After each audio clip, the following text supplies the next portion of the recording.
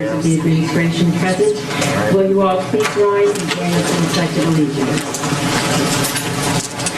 I pledge allegiance to the flag of the United States of America and to the republic for which it stands, one nation, under God, indivisible, with liberty and justice for all.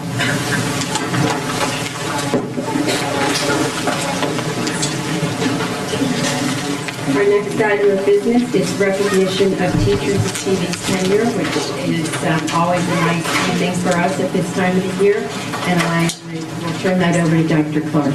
Thank you, and I would like to thank the members of the Board of Education for giving us this opportunity to recognize the teachers and administrators who have earned tenure.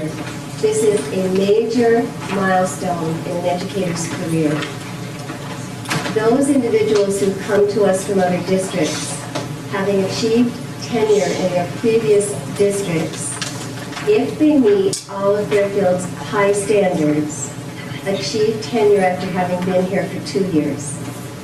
Those teachers and administrators who are just beginning or who did not have tenure in a previous district must meet our high standards for 4 years. It's not automatic in Fairfield. You really have to be an outstanding educator.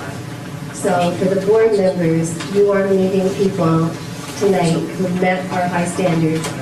You will recognize many of them, not just as teachers, as coaches, as mentors, as people who write curriculum, as people who stay late and help kids, and you may have even received phone calls from some of them or been to parent conferences with some of them, so this is very exciting. I'm going to call a school. The principal will come up and help me give out the certificates, and we'll also say the names of some of the teachers who couldn't be here. Many of them, of course, is tonight. And I'm going to ask Mr. Boyle to help me do the one for the administrators, please.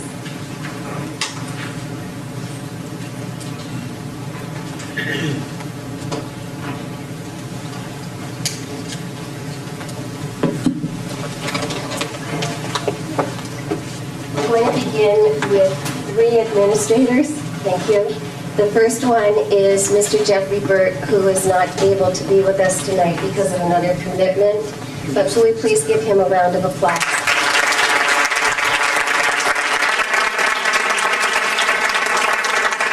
Mr. Burt is our 7 through 12 social studies leader. He is our library and media new leader, and he's working very hard on the technology committee and 21st century skills, so we're happy he has tenure.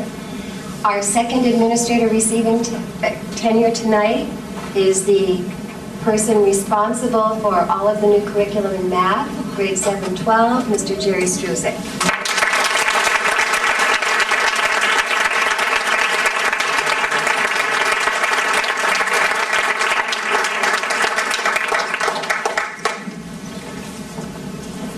It was interesting, the 3 administrators receiving tenure tonight were Jeff, Jerry, and Jeff Swatowitz, the assistant principal at Roger Lovell Middle School.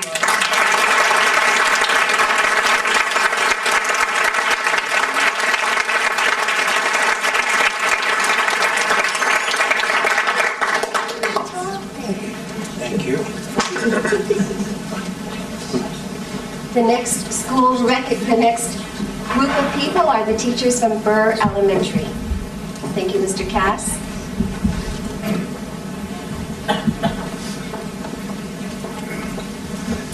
Thank you.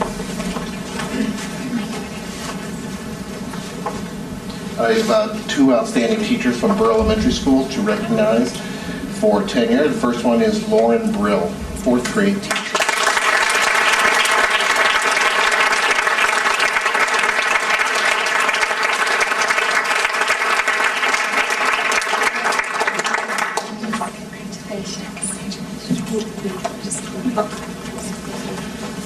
And the second teacher recognized for tenure tonight is physical educator Mark Kalinsky.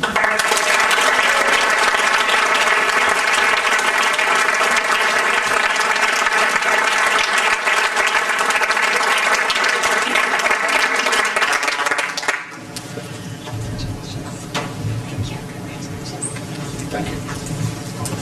Our next school is Dwight Elementary.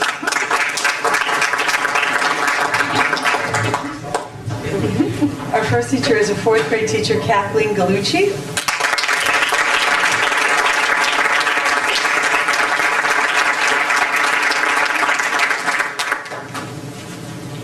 Our kindergarten teacher, Allison Masi.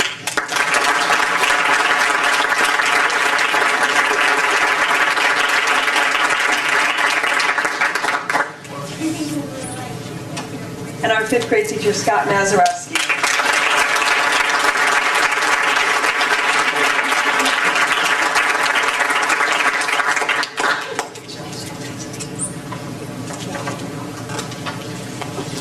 Holland Hill Elementary School.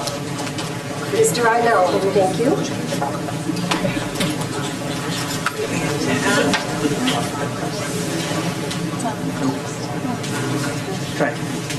Testing. We can use teacher voices. I had the loudest voice in history, so. From Holland Hill School, and yeah, she is already here. Proud to recognize Catherine Clausen's our physical education teacher.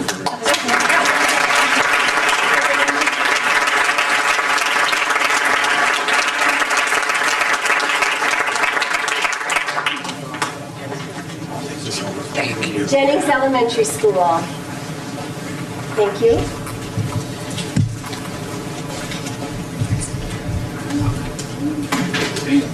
I have a very large group to recognize tonight, and I'll start off by recognizing second grade teacher who was unable to make it, Maureen Roget.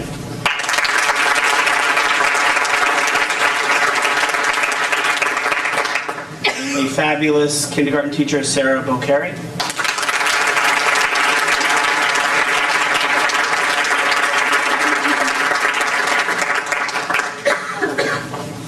Seems like PE is the theme for the night. Our fabulous PE teacher, Thomas Cunningham.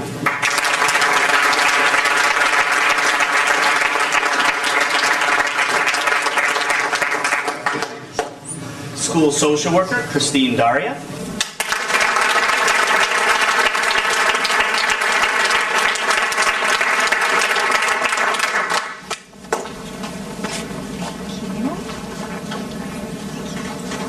Special education teacher, Louis DeProfio.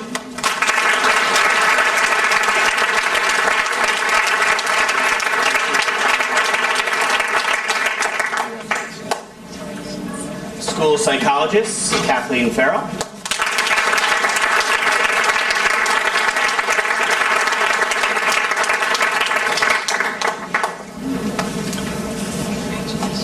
Second grade teacher, Lisa Lewin.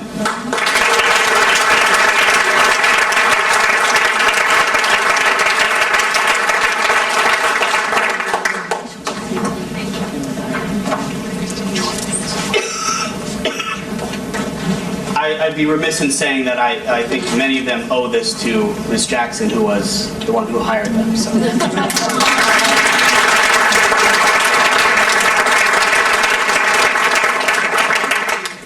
McKinley Elementary School.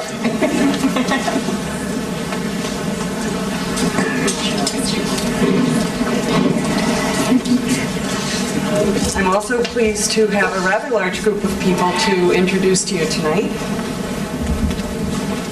First, I'd like to call up a teacher who started as a third grade teacher and this year looped into fourth grade and has found that to be a really rewarding experience, Amy Fox.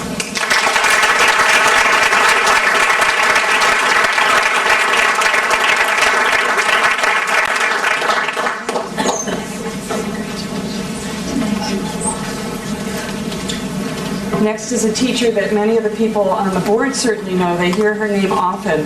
Our wonderful teacher of our preschool program, Karen Giaquinto.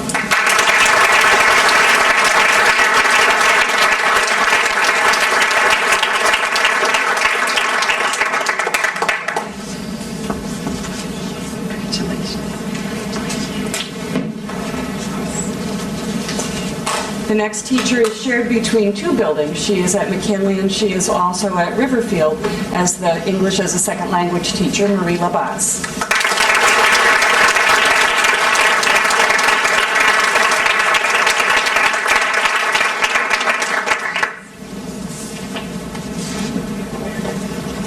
The next person wears many, many hats at McKinley, including coordinating our very extensive after-school programming. That's a small portion of what she does, but it takes a lot of her time. Becky Miller, our social worker.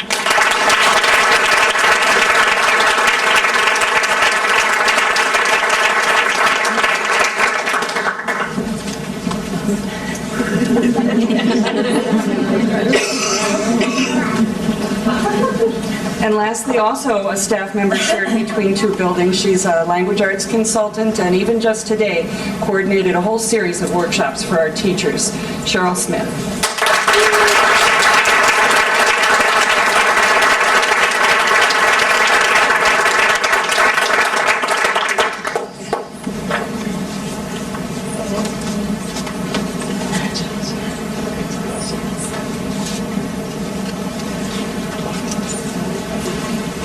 Mill Hill Elementary School. All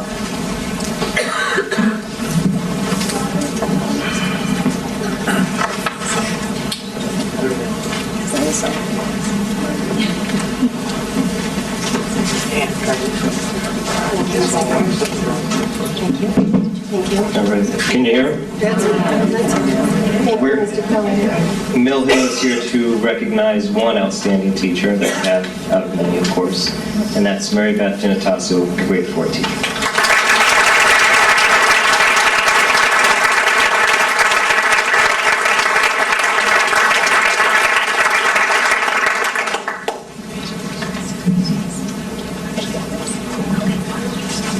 North Stratfield Elementary School.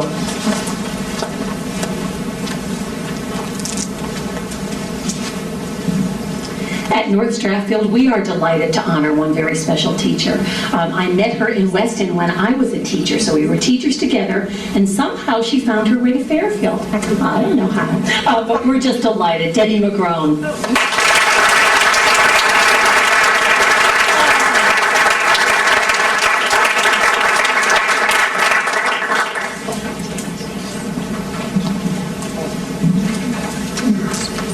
Osborne Hill Elementary School.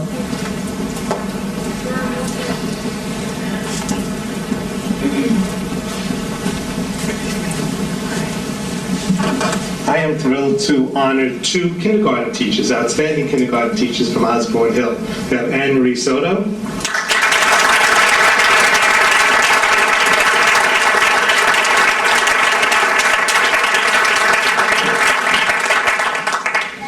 And Bridget Woodfine.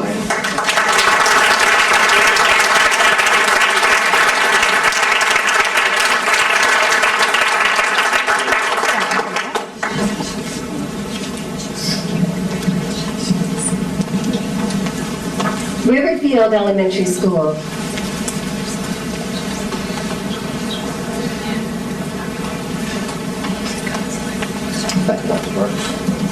I'm very pleased to honor two of our excellent teachers for the Riverfield staff. One unfortunately cannot be here tonight. Our world language teacher, Mrs. Elba Lantin Cruz, is ill, so let's give a round of applause for her.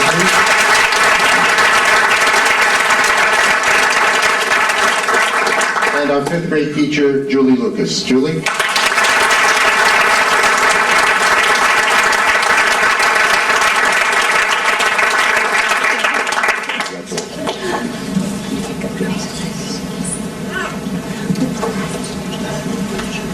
Roger Sherman Elementary School.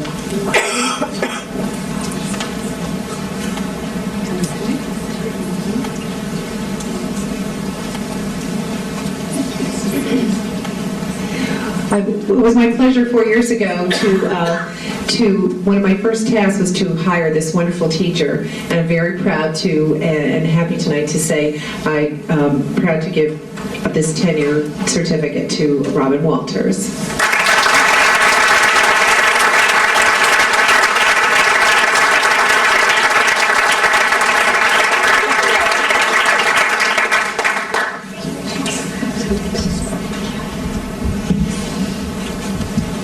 Mr. Pache was out sick today, and I know this will sound really strange, but He's doing the right thing. When you're not feeling well, we're asking everyone to stay home. And so Mrs. Pataya Leonard, our Director of Elementary Education, is going to do the presentation for Stratfield.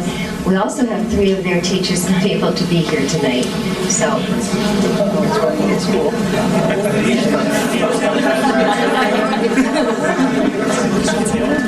We're happy to recognize the following teachers who have attained tenure, 3 of which who cannot be here. Gina Surluka,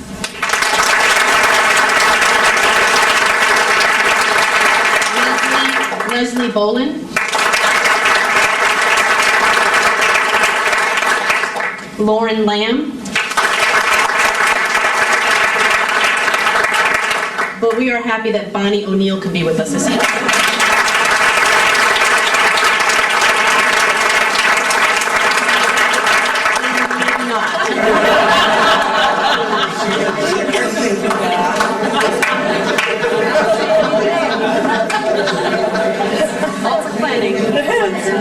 Fairfield Woods Middle School.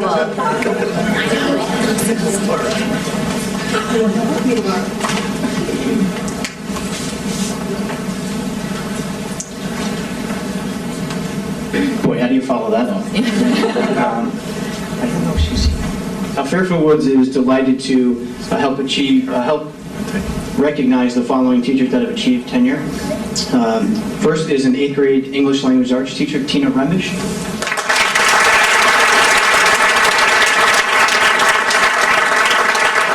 Yes, I can follow up. She will not be here tonight. The second is a computer resource teacher in our school do-it-aller, Margaret Richter.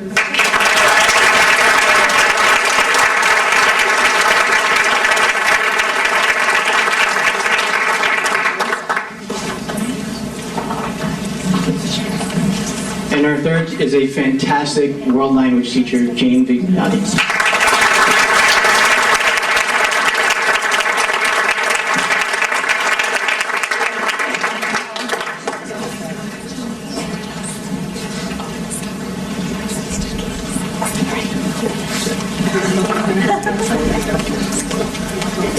Ludlow Middle School. This one weighs a lot, Mr. Nagno. Good thing you've got help coming. I'm going to recognize half the audience.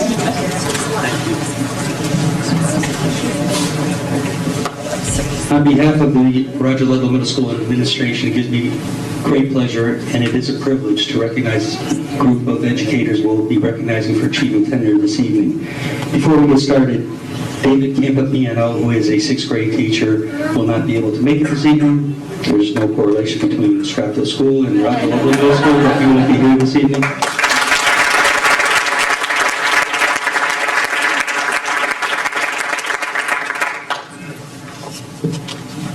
An exceptional school counselor, a former student, Kathleen Harder.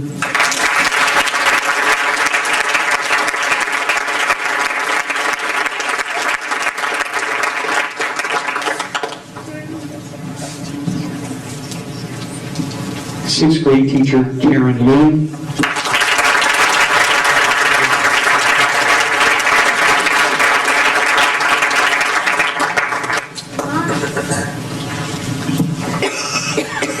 General music teacher, Mindy Medzensky.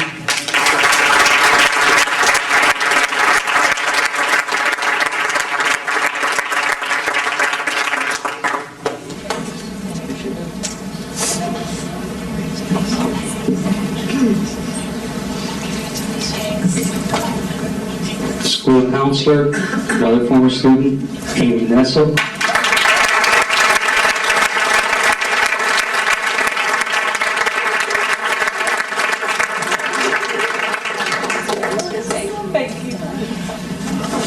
You have to stop mentioning the students, so you'll start doing the math. School social worker, Margaret Rosnow.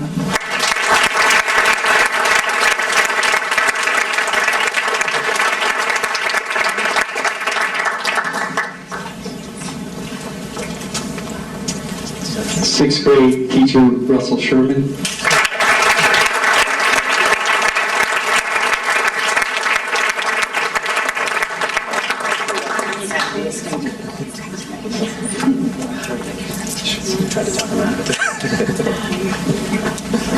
grade teacher, Keith Smolinski.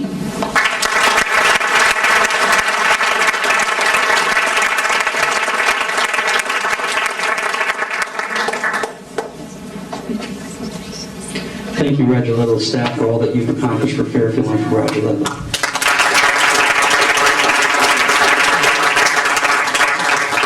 Tomlinson Middle School. Nice job.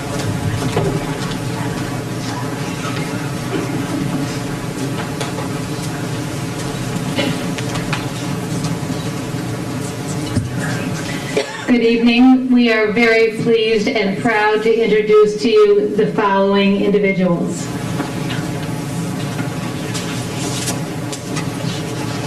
Special education teacher, Cheryl Messina.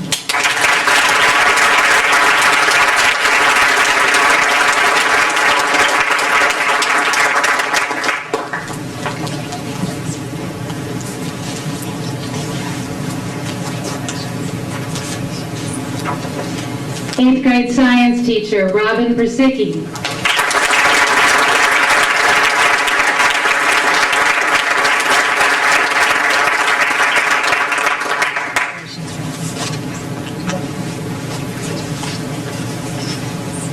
Sixth grade language arts and social studies teacher, Maura Shields Verna.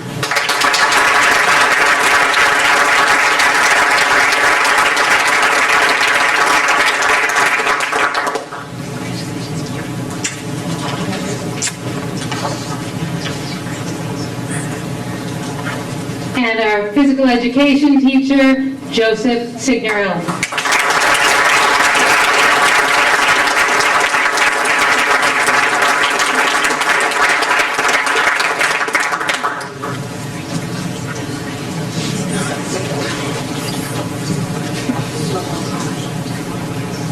Fairfield Ludlow High School. Warner House, please. I think we'll just yes, thank you. We'll do all three houses. And I would like to explain that some of the high school administrators are not here tonight. There's a big game between Ward and Ludlow. And we decided that some of them really should be there, so I'm sure their teachers understand. Thank you, Dr. Clark. I asked some of our staff tonight if there was any adjectives they wanted me to use before I introduce them. So we'll say caring, compassionate, and excellent. All right, but thank you all for joining us, and we do realize some of you can't be here tonight. Our school psychologist, Mike DiStefano.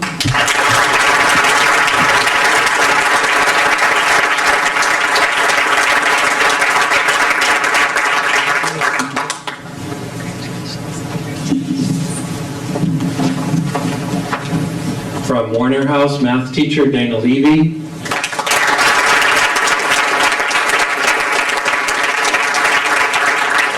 Social studies, Colleen Sousa.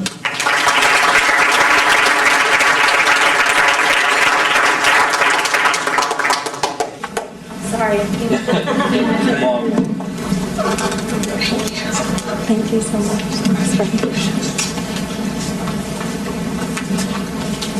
Our health teacher, Cynthia Vignola.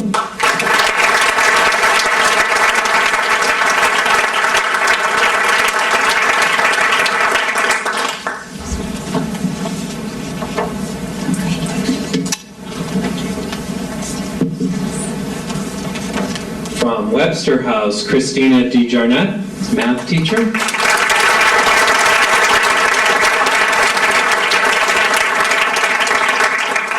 Family and Consumer Science, Linda Mashola.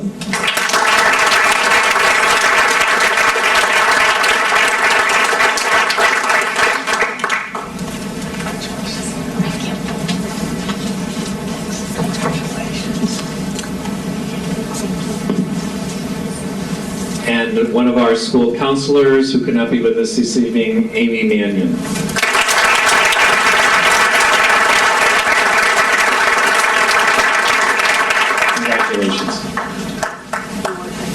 Fairfield Ward High School. And again, some of the administrators are with us in spirit and with all of the kids at the game.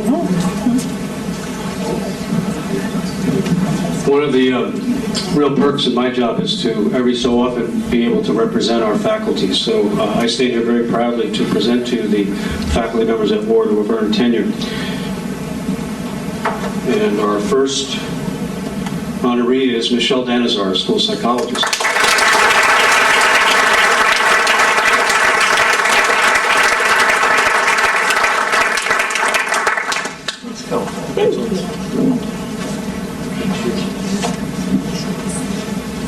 Next, our teacher of Latin, Julia Fedoruk.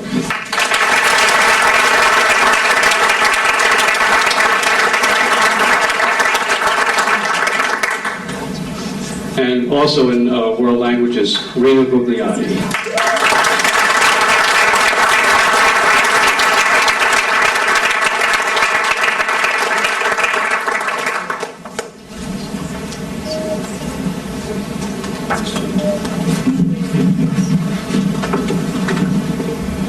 We have a school counselor who cannot be with us tonight, who earned tenure this year. That's Gina DiGiacomo.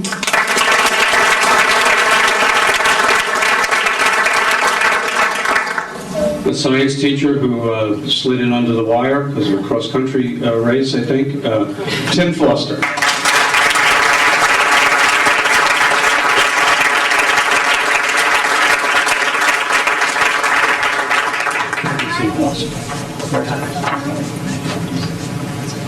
And another teacher in our science department, Jennifer Rassiopo.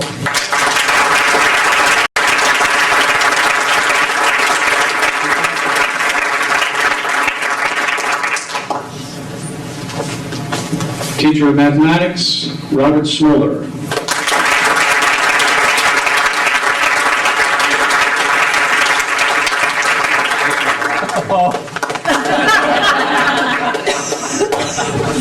I told him there was no hugging in high school, but...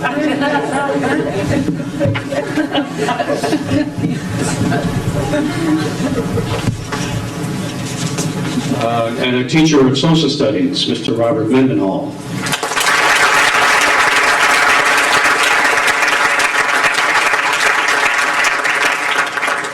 Helping his children with their homework, I suspect. And an English teacher, also who could not be here tonight, Richard Novak.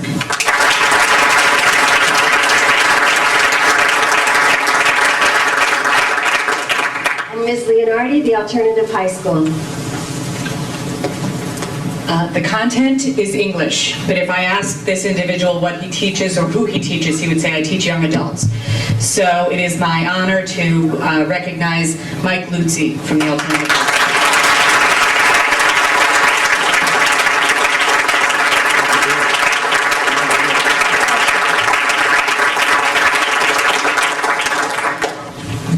Would you please just give one more round of applause?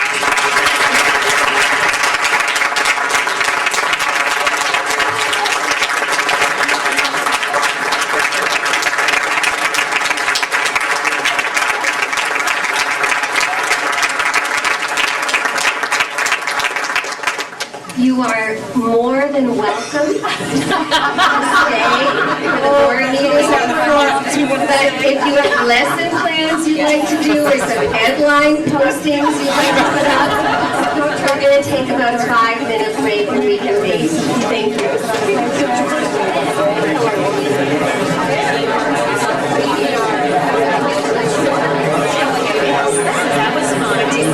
Yes, thanks. And I don't have to have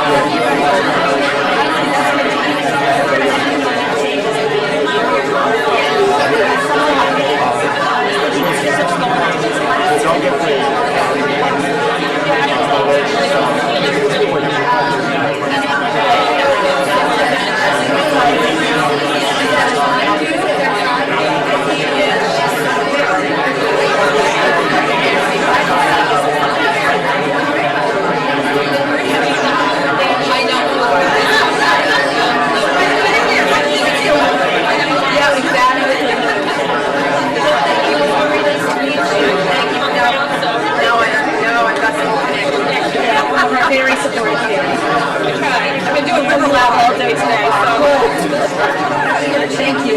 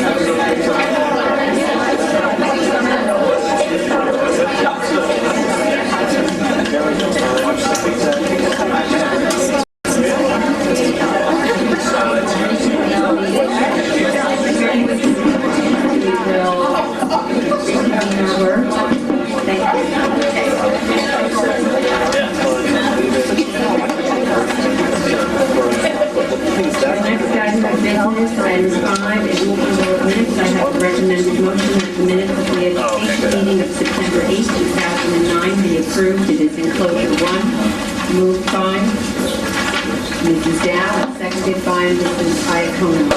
Any questions or comments from members of the board on the minutes? Seeing none, is the board prepared to vote on the motion? All in favor of the motion signify by saying aye. Aye. Item passes unanimously by those members present. Moving on to old business.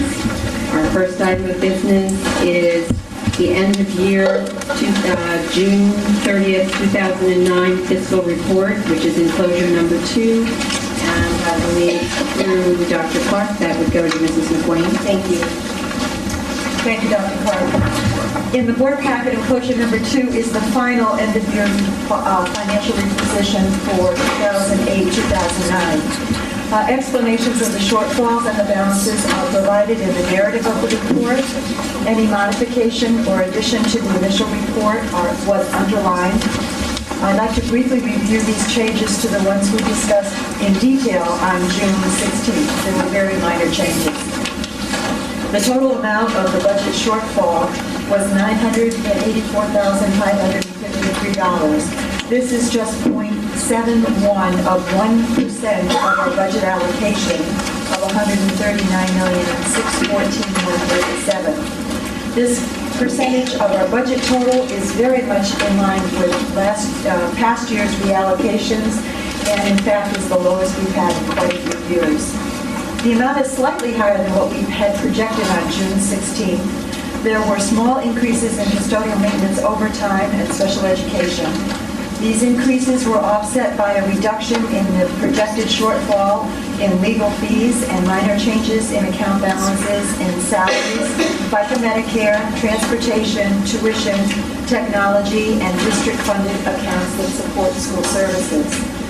Our maintenance shortfall increased due to final billing for custodial supplies and refuse removal. Funding to cover the shortfall came from accounts previously mentioned and additional amounts identified for benefit savings on new staff, as well as projected payments that were not required in the wage and benefit reserve, both those amounts from the wage and benefit reserve. As you know, we had been asked to return $750,000 to the town at year end.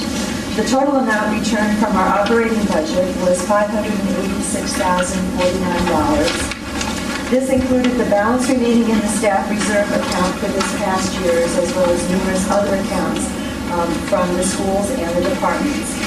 Added to this amount was the 2008-2009 state-funded grant to offset utility costs that we had received for $116,752, and balances from closed purchase orders from the prior year of $48,072. Again, this was all reported. The numbers are basically the same as what we had reported in June. The total amount we returned to the town was $750,873. There were a variety of challenges that faced us this past year, and I'm pleased that we were able to address all of the district's needs and also do our part to help the town meet the challenges that they too were facing. I'd be happy to answer any questions you might have. Are there questions from members of the board? Mr. Weber? I'm sorry. If you could just repeat that other one. You see, this is just the operating budget, 586,049. What were the other items again? I'm sorry. No problem. It's on page 3 of your report. They're itemized there. We had a state-funded grant that we received for utility costs, and we had appropriately, the state had actually awarded those grants to all districts because most districts were underfunded in utilities. And this was something that had come out at the beginning of last year. So last July, August timeframe, we were notified that we were going to be receiving this. We, in fact, did not need it. We were appropriately funded for our utility expenses, and in fact, pretty much zeroed out all of our utilities. So the town had that money, and they allowed us to use that to help with this $750,000 because it wasn't money that had been counted on. The other amount was closed purchase orders for prior years, and this happens every year. where there are encumbered amounts for one. Well, it's only 48,000. Right, and that's about par with what we usually have. And you have the same for this year, unencumbered balance for more purchase orders?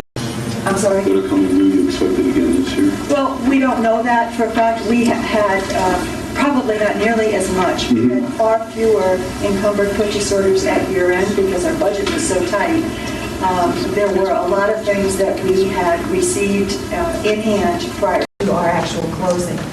So I imagine we'll have some money, but we're not going to probably have this much. Yeah, okay. We've seen one line item for fees go up every year, and we've kept the budget, pretty much flat over the years. I'm sorry about this microphone. At 155, and that's legal fees. And I'm the pot calling the kettle black here, but that's up 50% over what was estimated. And and I understand lawyers are necessary, and it's probably the result. Well, what is it the result of this year, specifically? I'm sorry, was it the legal fees you were talking about? Negotiations for the most part. Okay, so that was labor union. Okay. And the other area is special education, but for the most part, this past year was negotiations. We had several years that had not settled in an extended Yeah, we had, okay, right. And this year it wasn't as amicable, maybe. And in truth, it was a lot less than it has been in past years. Yeah. Our shortfall. Okay, yeah. Well, that's just in budgeting, you take your historical amount, what is it? And, you try to guess on it, and that 155 is, I think, unrealistic. And the custodial maintenance overtime, it's up 114%. Can you, again, specifically cite any reasons or any specific reasons for that? Yes, for the most part, it's for services that have to be done by our custodial and maintenance staff when the children are not in school. And so it requires overtime work for especially a lot of the maintenance projects that go on because of air quality issues and noise and any number of things that cause that to happen. They can't all be done during the summer. And so that's a large part of that. There's also the other part of it that encompasses a great deal of it is what we call our unbillable overtime. In other words, they're custodial fees that we have to pay out of our operating budget for groups that do not have to pay for services when they use our facilities. And so we tracked that pretty closely this year, and it was about 71% of the shortfall was in fact due to that. Okay, thank you. Further questions on this item?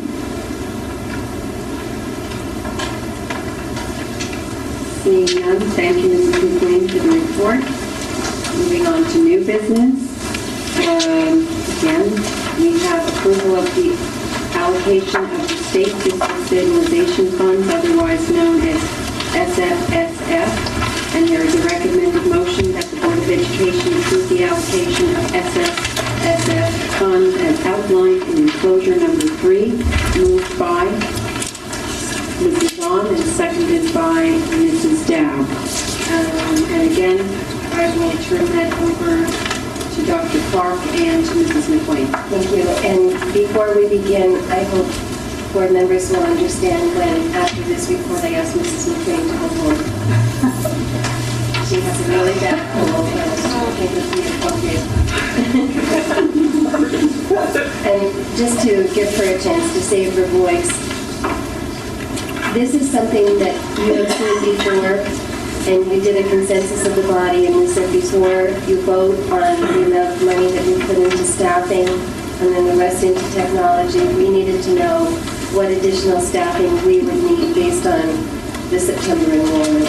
And so that's what you have before you. Mrs. McLean? I think that from the handout that you received, it's somewhat self-explanatory. You had also received additional information that showed you how we got to the number of positions that we needed to fund out of SFSF. We worked off of an amount that we could, in fact, recover from our actual transfers of staff and staffing position FTE counts that were not required for this year from our budgeted amounts. So those additional 3.3 positions offset the amount that we did need to fund out of SFSM. So these are the remaining positions that we needed to fund out of that category. The costs include benefits, and these are not simulated packages. We did it per the individual, much as we do for grants, because this amount of money that we receive is going to be treated as a grant. And so we will be held to the same criteria that we are for verifying and substantiating expenditures as we do for any grant. It will be audited separately. And as we do all of our grants, the fringe benefit packages that the individuals choose are the amounts that we actually reflect in the grant charges. So there are 2 positions in there for the in-school suspension. That is the new state law for the paraprofessionals that we're required to have at the 2 high schools, 1 at each high school. The 4.4 elementary teachers are itemized at the lower part of that sheet. The other amount that had been discussed prior to this was the reinstatement of 5 days of for the 10.5-month certified staff, and that's the actual cost for that, excuse me, for that total for those salaries.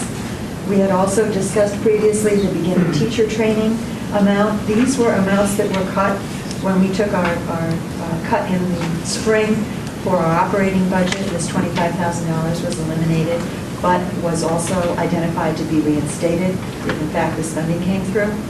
And the other piece of this is the balancing of those funds after we provided all the staffing positions. We had done a significant amount of cutting in the technology budget, and we had said that after staffing was covered, that would be one area that we would reinstate. And so there was a small balance remaining of the $34,000. We have already verified with the state that this is an approved expenditure for SFSF funding. So everything on this list will be able to be approved without any problem.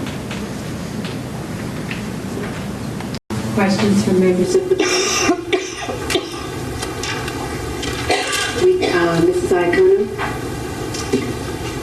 Thank you. I just had a question about the computer monitors and what was the thinking behind the monitors as opposed to maybe computer equipment, like actual computers? Because I know we have several outdated word processors or computer units. You know, I'm just curious how you guys decided you wanted to do the monitors versus. This was a prioritization that was done with Jeff Bird and Nancy Nash and the technology team between Town Collin, and it was based on how the amounts were cut out of the operating budget to reinstate them. They were prioritized. This one fell right within the guidelines. This was number 1 on the list that they wanted to reinstate should that money become available. They had held off on doing this replacement. There is not only the cost savings of having the better monitors in place, but it's also the cost savings on the electricity, as you can see. And so, being that they are going to be green, that's going to save us twice. And then my follow-up question to that, are these for student computers or for teacher computers? They're all student computers. Monitors, I'm sorry. Yeah, thank you. I just wasn't sure because when we went through, someone refresh my memory from back when we went through that technology, the cut sheet, I don't remember the monitors being in there. They were. They were? Okay. I just don't have it on this original sheet. They were in a sheet prior to this probably that didn't make it onto. This is the, from May 21st when we asked for additional information on the technology budget. There's instructional software licenses, new software licenses. I know some of this made it back to the budget. I can provide the board with the accounting of that sheet, what made it back into the budget. That would in be our helpful, actual 'cause I couldn't operating find- budget, yes. and then also what made it back with this amount of money. Okay, that would be great. Thank you. Thank you very much for the clarification.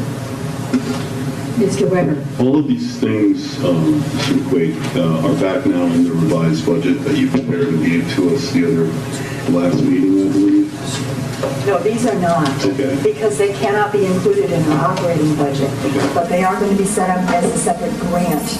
Okay. And all of those charges will be put to these accounts. So we will be moving expenditures right now. Obviously, these people are hired, so they're in our operating budget, and we are over budget, if you will, for the short term until you vote the approval tonight, and we set up the chart of accounts for this grant for SFSF. And then we will move the encumbrances and the existing expenditures to the grant, and that's where everything will be paid for the balance of the year. So what about next year? Have you heard any, I mean, are they going to use stabilization funds again next year? You don't know, do you? Okay. Refresh my memory as that 500,000 is really part of what would have been ECS money, correct? That's correct. All right, so the state used the stimulus money to essentially replace ECS that we should have got, and the town didn't fund us this 502. It's out of the operating budget, you're treating it as a grant, and the state has pretty much given its blessing. Correct. Okay, thank you. Further questions from members of the board? Seeing none, before the board votes on this item and this voting item, is there any members of the public that would like to address this item and this item only at this time? Please come forward and state your name and address for the record. Thank you for Richard Johnson from Carriage Drive, Southport. Thank you for having the public be involved in the small slip of a way grant. The ECS is 2 years, Mr. Weber. It's split in half over 2 years through ECS reimbursement. A question for you. I hope this is now going to be a policy of the Board of Education to approve grants and have oversight. And I hope that this can be something that the public can be involved in, particularly large grants. Thank you very much. Are there any other members of the public wishing to address this item? Seeing none, is the board prepared to vote on the motion? All in favor of the motion? The item passes unanimously with the members present. Moving on. Thank you and good night, Mrs. Lincoln. Yes, thank you. Good luck. Rest your voice. Moving on to reports and recommendations, I have the superintendent's report. Dr. Clark. Thank you.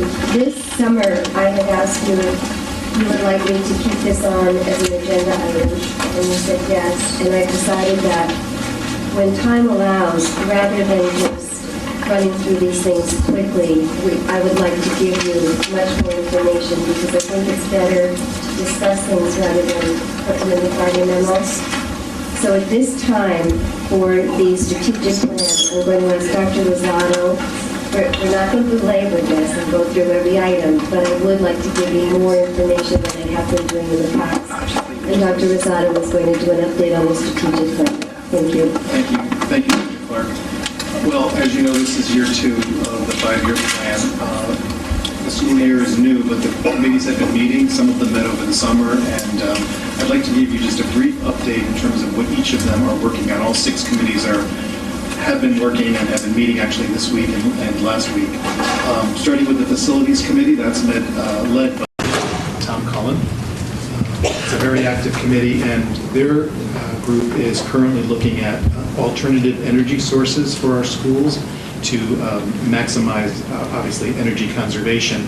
And one of the things that they're looking to do is build some community support for this by asking different community folks to join the committee and to perhaps lend their expertise to this endeavor. So that's the main objective of what the Facilities Committee is working on this year. The Diversity Committee, and that's led by Annika Ty-Leonard. They're meeting next week. Their main charge has been to look at providing professional development for the teachers in the district, focused on meeting the needs of diverse learners. They distributed a survey at the end of last school year, and it's still open. Actually, it will be closing at the end of this month for the teachers to complete. Along with that, we do have some preliminary results, and the PD Council has reviewed that work and the survey to date, and we're working closely with Anna's group to develop some professional development opportunities around diversity. The other thing that they are working on is trying to replicate the community conversation that they had last year around this issue. That was funded through a grant from the Graustein Foundation, which they don't have this year at the moment, but they're looking for some other sources that they might be able to provide a community conversation. The community group, which is headed by Andrea Leonardi, is meeting next week. This will be a joint meeting. They have had a series of meetings, some of them elementary, middle, and high together, and some of them just by level. This meeting will be all of the levels together. They're going to be discussing feedback that they've received from the various schools related to the school climate in their schools. The community action team is really focused on building community of learners, a community of respect within each of the schools, and that's their main overarching goal. So they've been receiving some feedback around the climate within the schools and how to make that better. You probably also know that they've been overseeing the implementation of a responsive classroom at the elementary level and habits of mind at the middle level, both of which are key programs in developing that sense of community. The technology committee has been headed by Jack Boyle and Jeff Burt. They met yesterday, actually. One of their main focus this year has been to develop a user-friendly website for teachers. And this is connected to the curriculum documents that you saw at the end of last school year with the various connections to the internet and the links and so forth. This website will be sort of a one-stop shopping for the teachers. And the PD Council actually is going to be the test group, the focus group, and on September 30th, it's up and running, but before we roll it out to all of the teachers, the PD Council, which has reps from all of the buildings, are going to play with it, go on, check out the various sites and so forth before we roll it out. The idea here is to have a place where teachers can go and find out resources that they can use in the classroom, professional development opportunities that are available within the district as well as outside of the district that they can go to, curriculum documents that would be right there that they can key into. So it'll be a place that beyond their desktop that they could just go right to. And it's very exciting. We've seen some prototypes over the last year that it's been in development, and now it's time to roll it out. And they met yesterday. Communications Committee, which is headed by Margaret Mary Fitzgerald.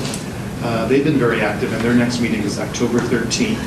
One of their main goals is to develop, to take a look at our district's website in particular, and make it easier to access, more user-friendly, and on it have links that would describe the roles and responsibilities of various stakeholders within the district, particularly central office staff, teachers, principals. What are the roles and responsibilities of those various people?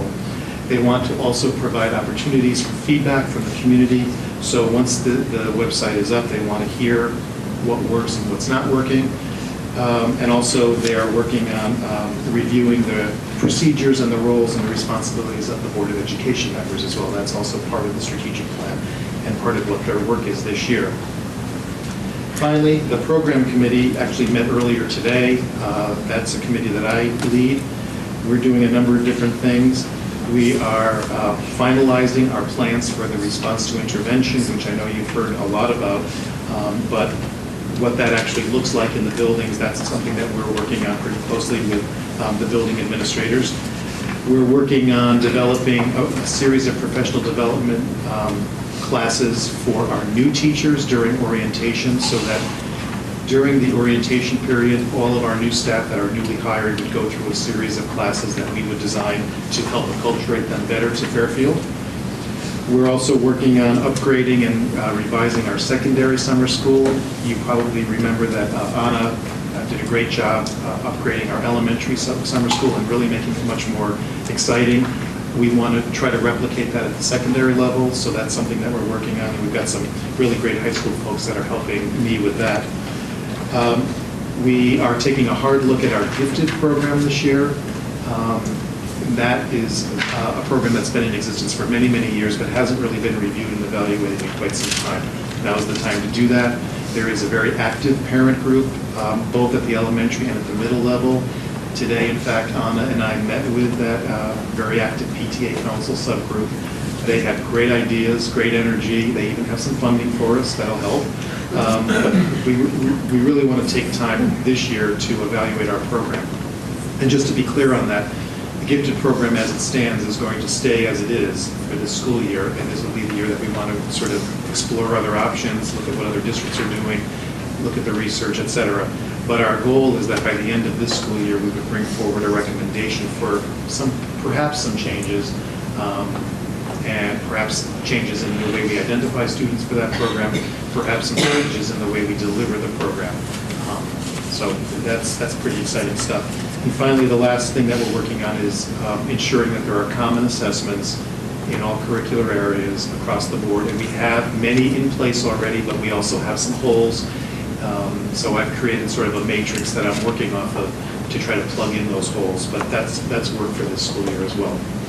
So that's what the committees are up to. It's exciting work. We do have parent involvement. And as I said, the PTA Council has been touching base with me on occasion around what's going on with the strategic plan.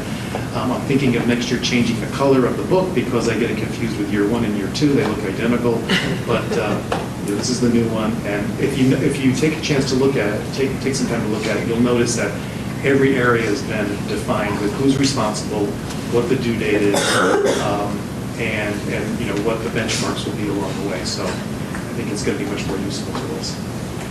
If board members find this helpful, I think we would ask Dr. Rosado to do this every other month. I think every month there wouldn't be as much to report. I would like to point out that the cover page is identical. The names of the steering committee members who worked on the original plan, that's identical, even though the steering committee no longer exists. The beliefs are the same, the mission statement. The things that have changed are what we're focusing on. We've highlighted for you what we accomplished last year and what we're doing this year, but if you find it helpful, we'll do it this much in depth every other meeting, okay? Every other month. Thank you. Thanks. Thank you. Do you have a question, Mr. Matteau? Just quickly, on the subcommittee, we're talking about the website for the teachers. Is the intention of that also to have student records on the site so teachers can access it? Not necessarily student records. It really is a curriculum-based website so that we will have units of study, resources for teachers, lesson plans, assessments. It will be an active website so that it will be constantly added to for sharing information. As far as teacher records, we actually are working to have a database that would include all the assessments that youngsters take at the teacher's desktop. And actually, we're piloting that.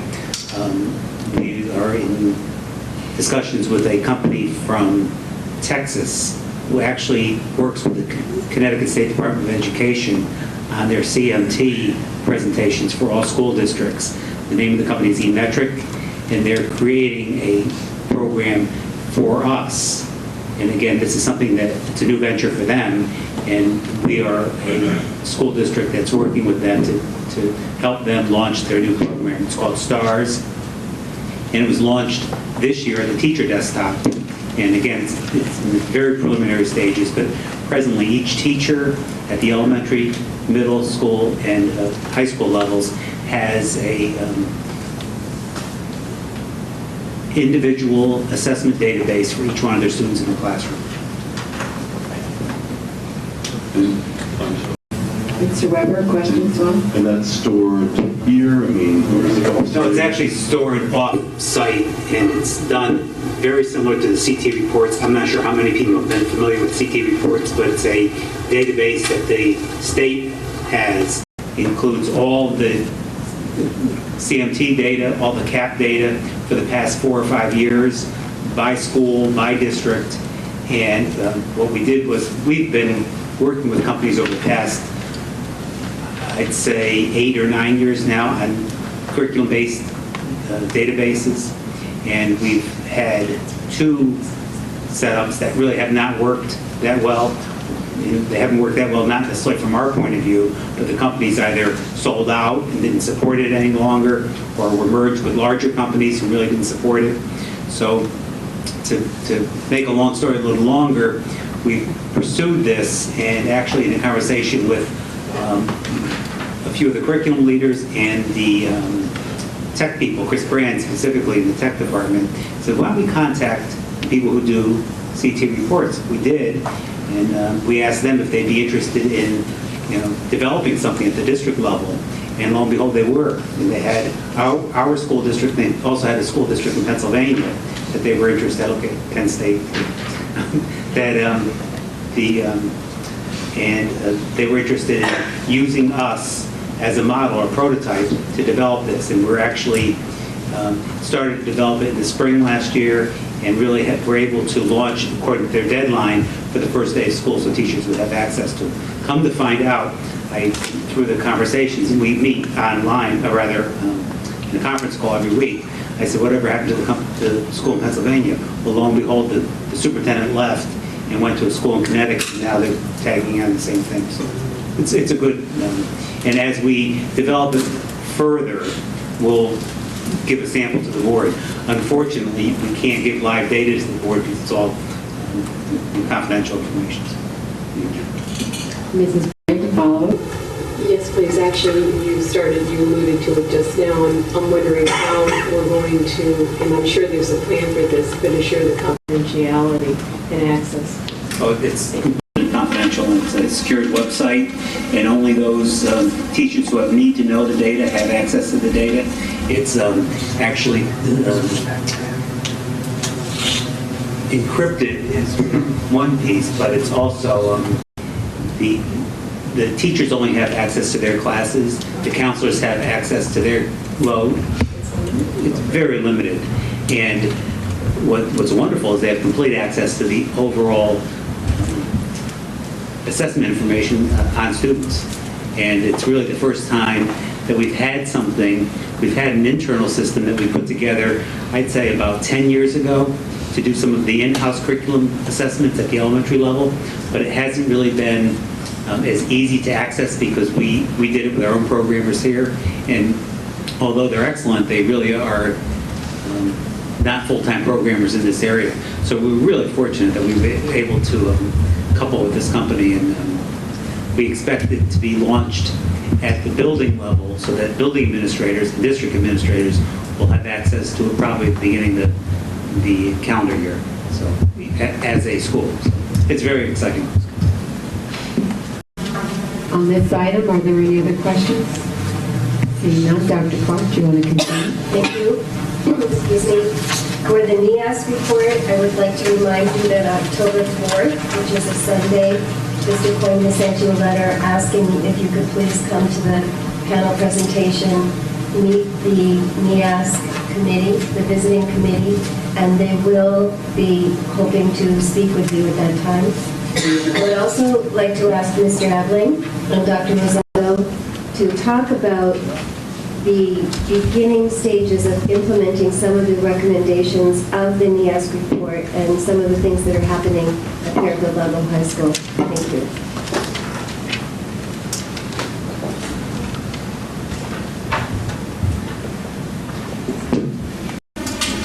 Thank you, Dr. Clark and members of the board. First, I just want to talk a little bit about the process of what we've been going through, and hopefully that'll give you some information. I do want to say that I apologize that I did not bring the board up to date at this point.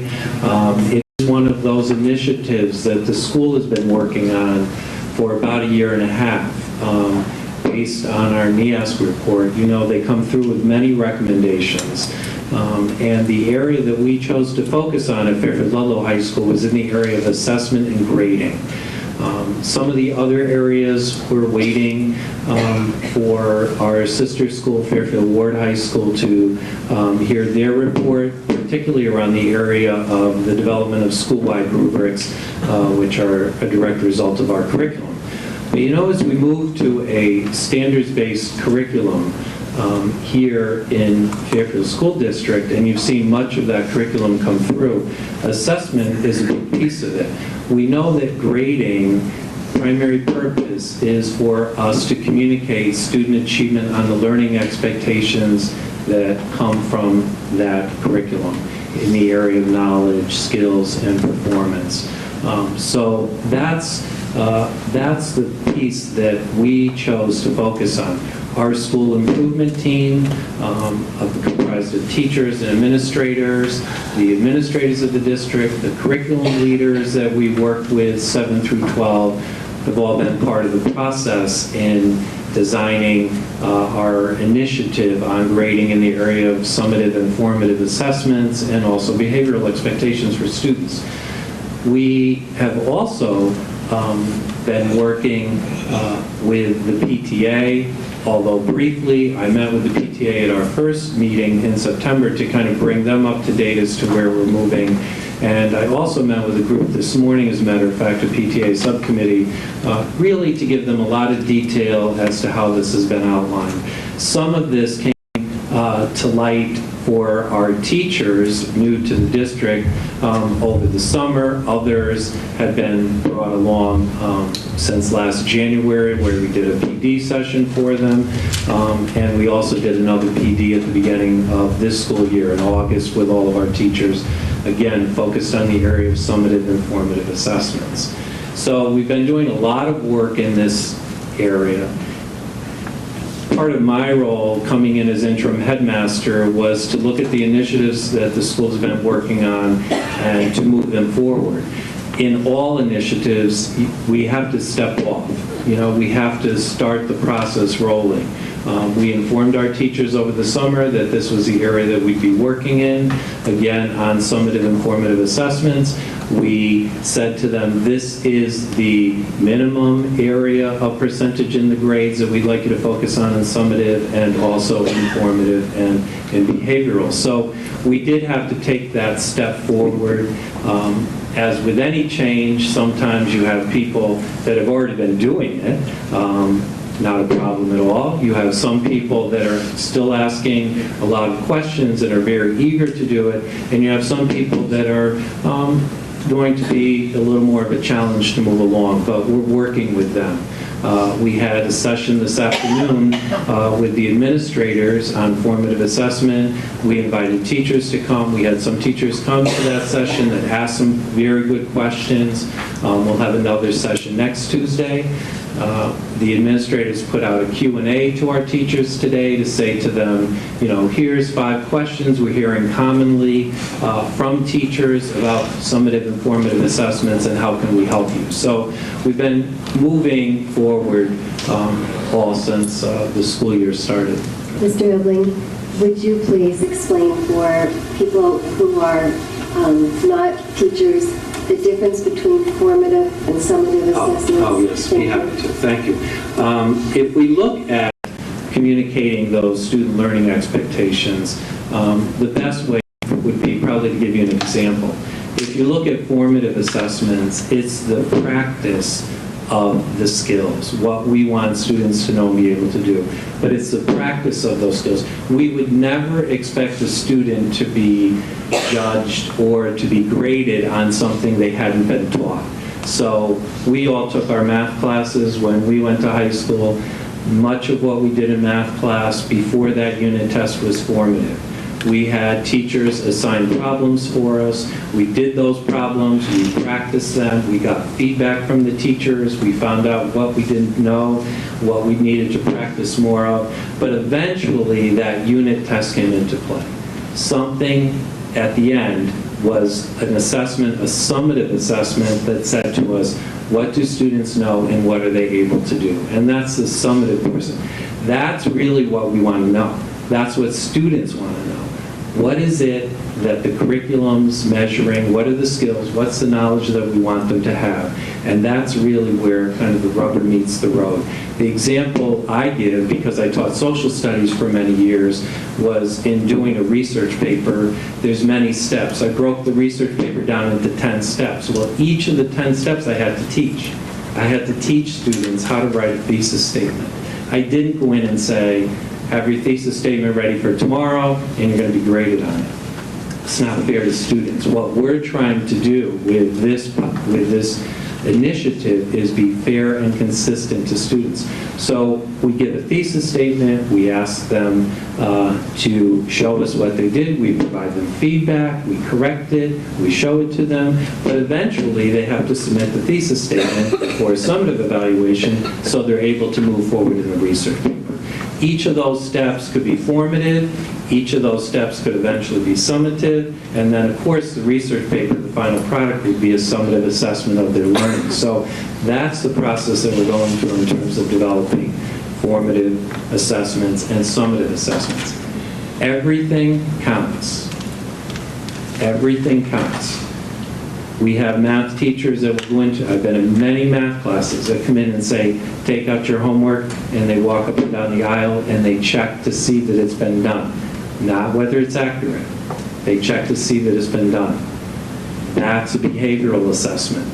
Work completion. Kind of the basic bottom line we expect our students to do. That's graded. That's checked. It's an assessment. Formative assessment, now maybe we assign 5 problems that we really want to be able to see what they're able to do and where they need the feedback before that test. That's formative.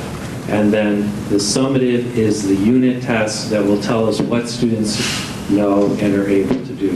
So that's how we've been kind of breaking it down. Where we might have seen some shift for some teachers is in trying to be consistent and fair to students who are taking the exact same subject, but in a different classroom from each other, is giving them that percentage of, here's what we're asking you to count summative assessments at, a minimum of 70%. Here's what we're asking you to count behavioral assessments as, a maximum of 10%. Obviously, work completion and their performance and measurement of skills on a unit test should be weighed differently. So that's kind of the distinction we've asked teachers to consider. Why have we done that? Why have we taken that leap? Because we're saying this is what's consistent, this is what's fair to students. All students who take English 12 should have that kind of fairness applied to them when we have a standards-based curriculum. So that's what we're looking to achieve as a building and as a school as we move forward with it. So I know, in fairness to all of you, again, I do say, I know what it's like to be in a situation where people come up to you and say, did you know about this? And you have to honestly say, I didn't know. So again, I will do a better job of communicating that with you. I think Dr. Clark has made an excellent avenue in that with the NEASC. If we come in once a month, kind of tell you how progress is going and what kinds of things we're working on as we move some of these recommendations forward. We have a lot of recommendations. That's always true. We knew NEASC was going to come out with this one. We knew they were going to tell us because we kind of say to NEASC, this is what we want to work on. So we knew they were going to come back to us and say, you need to work on consistent and fair grading practices to students. Not quite stated that way, but we know that's what they meant. And that's what we chose as our initiative for this year. Questions? Mrs. On. Thank you. Well, Mr. Epley, you'll be happy to know that at open house, I would say at least 50% of the teachers that did go over their grading policies did do a wonderful job in explaining that to the parents of things. Mrs. Brand. I was looking at something that we had sitting that Dr. Rosado just spoke to relative to the strategic plan, which is talking about common assessments, and the NEASC piece. What I'm wondering, I have 2 things. One, whether this is a site-based initiative or is it really a district issue? And if it's, to me, this is more of a district issue as opposed to just a school because it's part of what we're doing throughout. If this is being done in both schools. And then my next question is, we are shifting how we're weighting something, and I can certainly appreciate why, and it makes a lot of sense. What I want to know is, what are we doing for the students to reinforce the direction we're going in so that we're changing their behaviors so they can also meet those expectations? Because I have the sense that there are students out there that counted on the extra credit or the homework assignment and the class participation to bring their grade up. I don't know what percentage of the student population that is, but I want them to appreciate how they have to change to meet the new expectation. The Common Assessment Initiative is certainly a district-wide initiative and one that's well underway at all levels. So that's something that is happening out there at all schools with really by the leadership of the curriculum leaders leading that initiative. The grading issue is, or the grading policy issue is also in our strategic plan, and that's not something we're tackling district-wide at the moment. However, it will be something down the line that we will need to look at. Reporting student progress is one of the initiatives that was highlighted in the program area. And in order to do that well, we need to have a clear outline of what our grading expectations are. And as Mr. Eveling said, our curriculum is standards-based. And as you look even at the elementary level across a number of the same grade, all the fourth grade teachers, when they get together in their PLC and they've been delivering a common curriculum that's standards-based, we want them to be able to talk about how their students are doing from a common vantage point. And the only way they can really do that is if they're using, same or very similar assessments to get at that. So that will be something coming down the line that we will be doing at all levels, but at the moment, it's being really highlighted at the high school level as a result of the NEAS report. That's right, I was going to answer your second question, but go ahead. Well, is it both high schools? I'm sorry. Is it both high schools? Well, I mean, as you know, Ward and Ludlow are on different NEAS cycles. My feeling and my strong opinion of that would be that they will most likely at Ward receive a very similar recommendation from NEAS, because this is something that we are really taking a look at in terms of monitoring the students' progress across both of the schools. And as you know, the teachers are in large departments across both schools, so they are talking quite a bit about it. But Ludlow is a little bit ahead of the curve on it because they had more time to work on it. I think that was where I'm going. If, as Mr. Eveling said, that they knew and anticipated it, and you're working on it, honestly, I quite honestly begs the question then, why aren't we doing it already in the other, or at least at the same time, so that both schools are on the same page when we know full well that's an expectation of the ask anyway? I think I can answer it a little bit, and I don't mean to speak for Mr. Coyne. Mr. Quinn is here if you would like to say something. Mr. Eveling and I worked together for so long. I have great We would, thank you, Mr. Coyne. We would love to be on the same NEAS cycle. We would love to be on the same NEAS cycle, because I think if there's any group that's particularly frustrated by it, it's the curriculum leaders. They have to go to a department meeting and they have half of their department over here moving in this direction and another half that's saying, wait, we got to finish our report. So they're going to be there, but right now their focus is on getting that report, getting that visit accomplished. So it will come. I'm glad that at Ludlow we're able to kind of do a lot of the legwork for them. Not to say that they're going to have to take time to bring their faculty along, but it will happen for them as well, and we will have done a lot of the work. The staff at Ward has heard about it. They go to these department meetings. They know what the talk is about this at Ludlow. So it's not going to be, for them, it's not going to be a big change. I just wanted to answer your question about the students for a minute, because I don't think in a lot of cases it's a major shift. Many of our teachers were grading this way. Many of them were. When you look at summative assessments, you're not just looking at tests, you're looking at projects, you're looking at presentations, you're looking at essays, you're looking at, anything that's a graded assignment that says to the teacher, I'm assessing this because I want to know what students know and what they're able to do, becomes a summative assessment. I often think of the many, many art classes I've been in. Everything that happens in that art classroom is formative.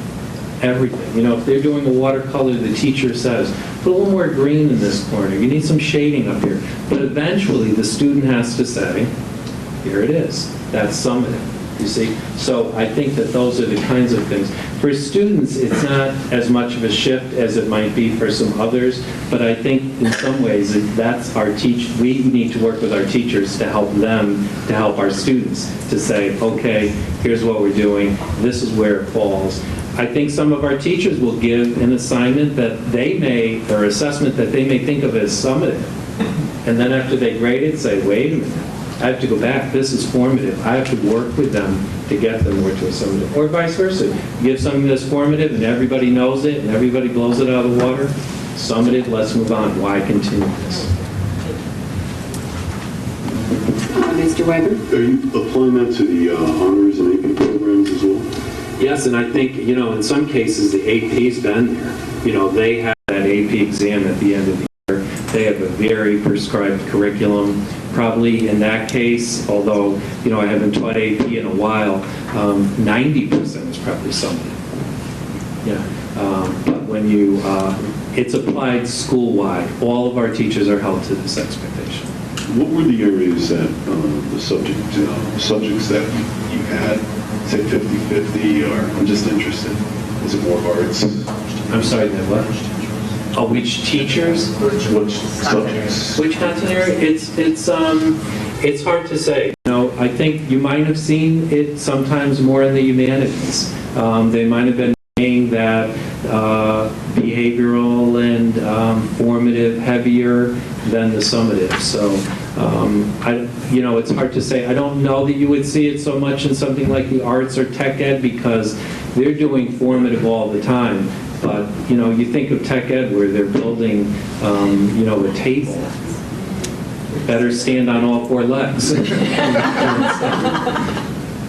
Thank you.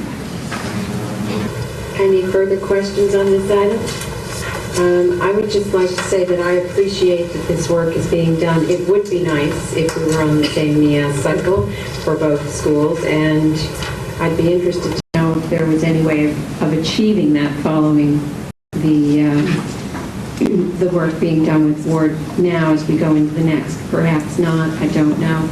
But I do have complete confidence that at either high school, that because we already work very well hand in hand with the two schools, or the two schools do work very well, that something that happens in one school I anticipate would be happening in the other school, because they live under one umbrella, and you've done a very good job, the administrators from both high schools and in the district, in seeing to that.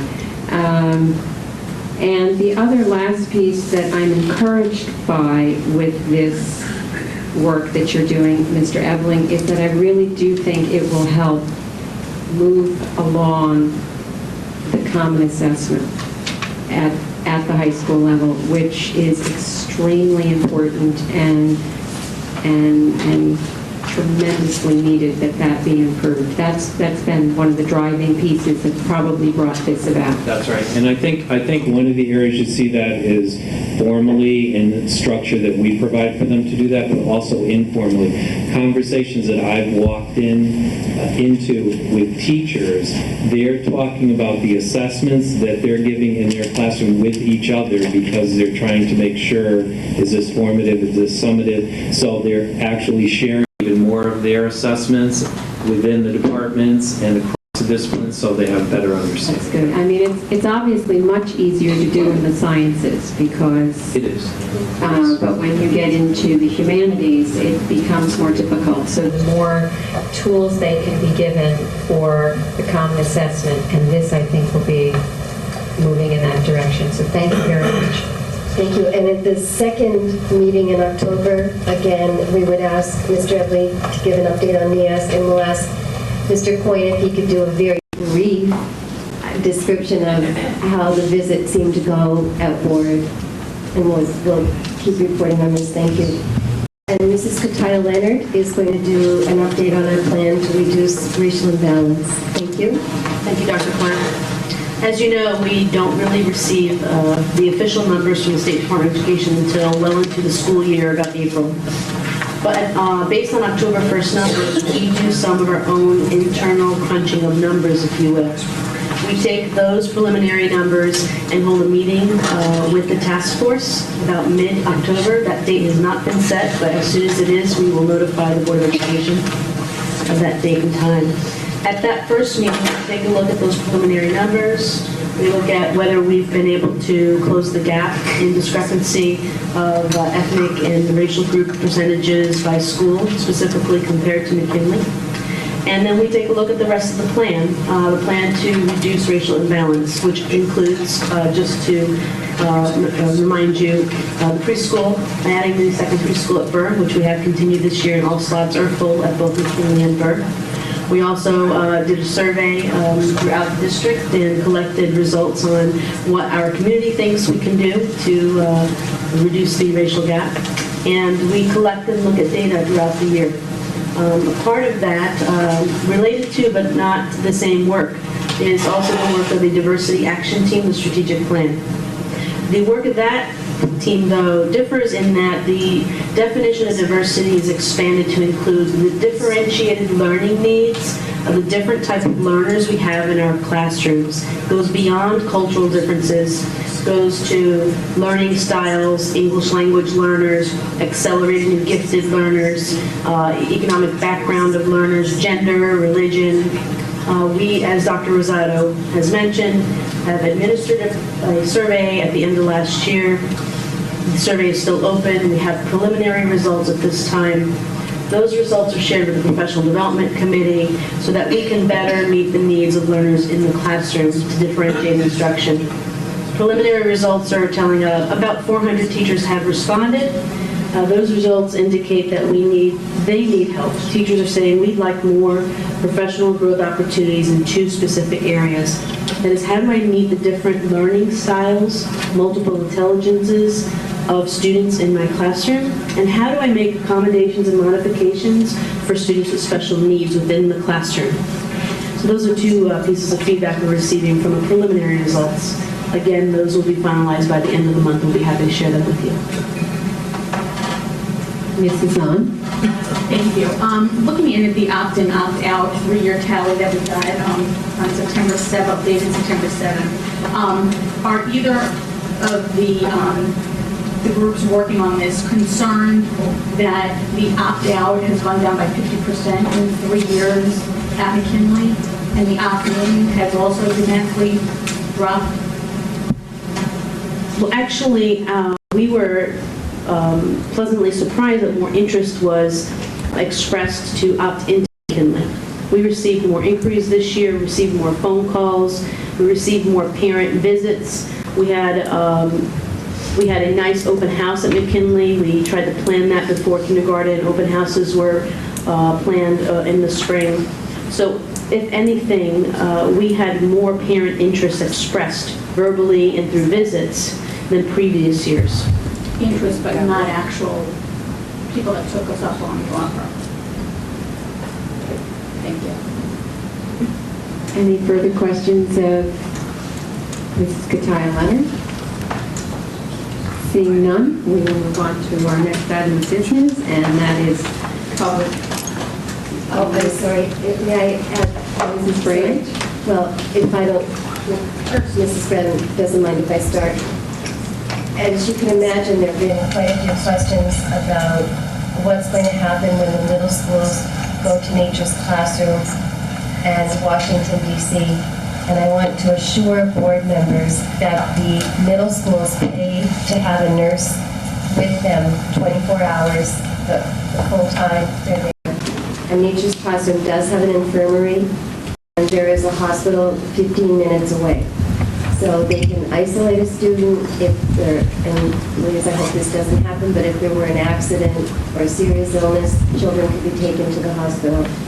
And in Washington, D.C., and even before swine flu, sometimes a student gets sick, and staff immediately either get an extra room for that student or take other students out of that room and buddy them up with other people. So they've got the plans in place. I'm hoping we don't have to worry about flu when any of these trips take place, but they're ready.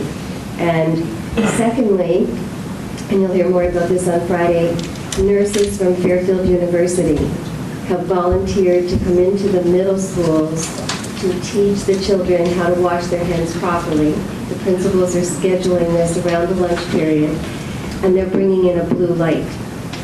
The students will wash their hands, and then they'll put them under the blue light to see whether or not they got all of the germs, which I think would be really appealing to middle school kids and will be a great way for them to see whether or not they passed the summative assessment. It could be formative. Thank you. Mrs. Brand also has an update on this. Actually, like many of us, I have older students, so I'm children with students. But my point is, I know a lot of the colleges and universities have on their websites information of how they're managing this swine flu pandemic. And I have just one of them, but it had a pandemic preparedness, it had the protocols, it had what parents should do. But I think it would be very appropriate for our district, school district, to have the same.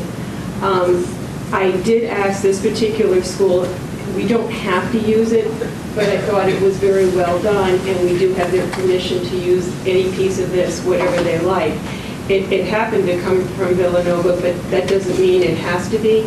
My point is, it was a really good template. I don't want to create more work.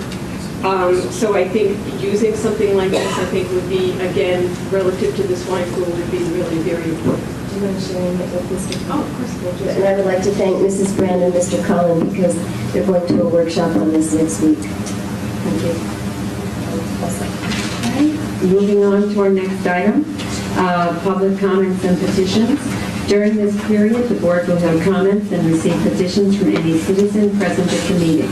Any single presentation must be limited to 2 minutes, and audiovisual equipment cannot be used without the express advance authorization of the chairman. The board will not hear comment on individual personnel matters or comments addressed to a board member or board members, and a quorum will be enforced. Citizens are asked to comment on any voting item at the time the item is under consideration by the board. If there are members of the public that would like to address the board at this time, please come forward stating your name and address for the record.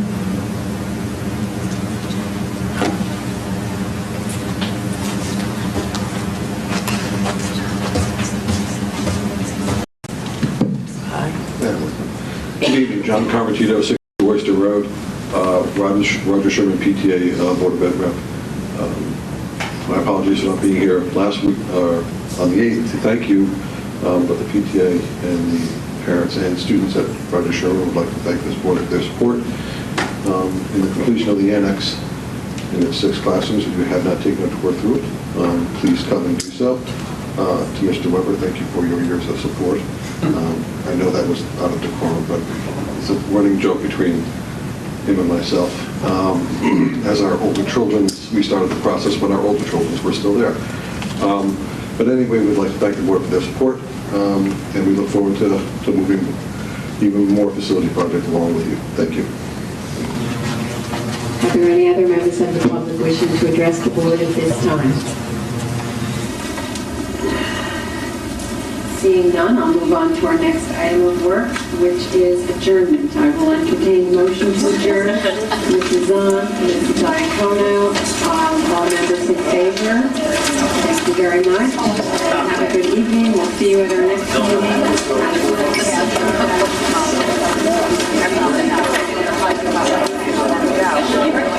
meeting.